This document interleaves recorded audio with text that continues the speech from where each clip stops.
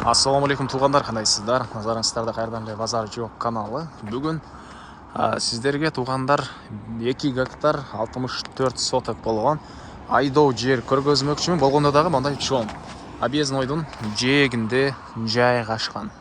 Сіздер бул жака келүү үчүн туғандар бул жерде Новопокровканан түшкөн жол объездной менен кесилишкен жерден бир аз эле чыгышты карай жатсаңыздар, мына оң тараптан мондай машина киргенге жол кылынган. Ошол жерден кирсеңиздер эле мынакей бул жак айдоо жерибиз. Новопокровка менен кесилишкен жерден дальше жүрсөңүздөр, караван, жаңы салынып караван базары, биримдик кут ГС5-тын поворотуна да жакын эле болуп калат. Бул тарапка карай кетсеңиздер, тугандар, бул жак ысык көлгө кетип каласыздар.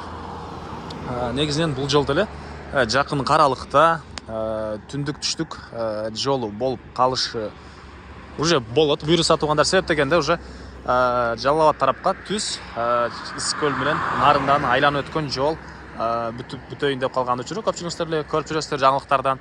Так, дагы эмне маалымат? Ушундай чоң жолдун биринчи линиясында жээгинде айдоо жерибиз жайгашкан тугандар. Так, мынакей киргенге жолу бар экен. Азыркы учурда тугандар бул жерде беде себилген учуру 3-жылы экен. Беде себилгендин 3-жылы. Негизинен 3-жылы ошол эң жакшы беденин берген учуру болот экен. Тугандар, беде сепкендер өзүңүздөр билсеңиздер керек аны тугандар. И могу камыш бүткөн жерге чейинки жерини жер ээлери колдонбой эле турган үчүн анча-мынча да машина кирип чыкканга ушунча жерини азыркы учурда колдонбойт. Ошол мына камыш бүткөн жерден өйдө карай 900 метрден ашуун, аягына чейин болгондо узуну 940 метр, бул жагы туурасы 29-30, 29,5. Документи боюнча мынакей жашыл китеби жана бул жакта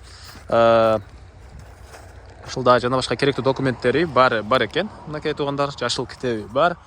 Дагы эмне маалымат? Мына ушул биринчи линия. Так, батыш чек-арасы мына бул арыктан башталат. Чыгыш чек-арасы арыкка чейин, жана айткандай, бул туурасы 29,5.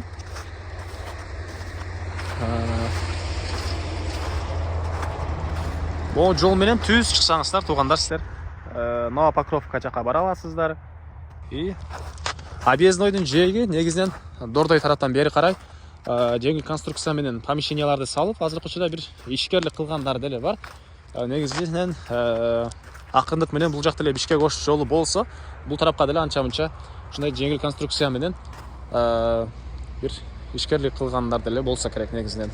Азырынча мынакей айдоо жер и беде ушундай бир чөп жер-жемиштер себилген учуру. Мынакей тугандар. Анан бедени тугандар ар бир орумунан 800 түк алышат экен. 800 түк алышат экен ар бир орумунан. 3 орумунан 2000 түктөн көбүрөөк алса болот дейт. Мынакей келип көрүңүздөр, өзүңүздөр да байкап. Негизинен топурагы деле мына ушундай кара таш жок топурак.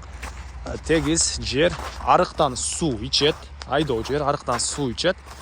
Өйдө тарабындагы тугандар 940 метр экен, алыс экен. Өйдө тарабында сиздерди арыкта көргөзөйүн десе, арыктан суу ичкен ушундай беде себилген жер тугандар.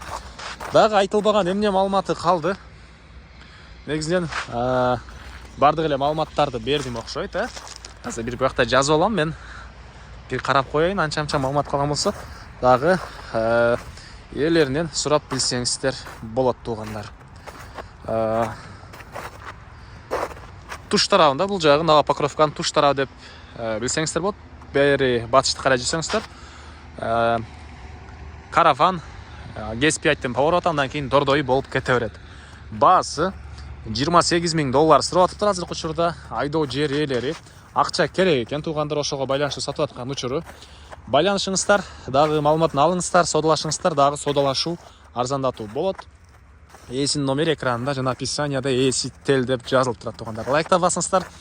Айдоо жер издеген достор менен, тугандар менен видеону бөлүшүп кетиңиздер.